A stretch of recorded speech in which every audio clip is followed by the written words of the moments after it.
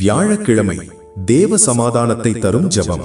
அன்பின் பரலோக தந்தையே, இந்த வியாழக்கிழமையிலும் உம்முடைய கிருபையால் எங்களை நடத்துவதற்காக உமக்கு நன்றி செலுத்துகிறோம். எங்கள் இருதயத்தில் இருக்கும் பயம், கவலை, பதட்டம் அனைத்தையும் நீக்கி உலகம் தராத தேவ சமாதானத்தால் எங்களை நிரப்புவீராக. கர்த்தாவே, எங்கள் குடும்பம், வேலை, உடல் நலம், எதிர்காலம் குறித்த எல்லா சுமைகளையும் உம்முடைய பாதத்தில் வைக்கிறோம்.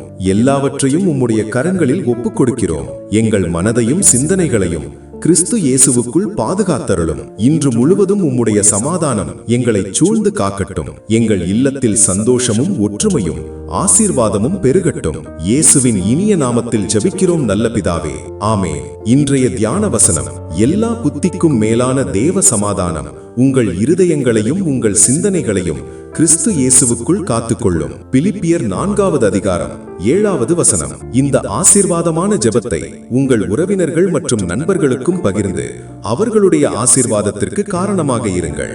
மேலும் இது போன்ற தினசரி ஆசீர்வாதமான ஜெபங்களை பெற மறக்காமல் டெய்லி தமிழ் பிரேயர் பக்கத்தை பின்தொடருங்கள். கர்த்தர் உங்களை ஆசீர்வதிப்பாராக.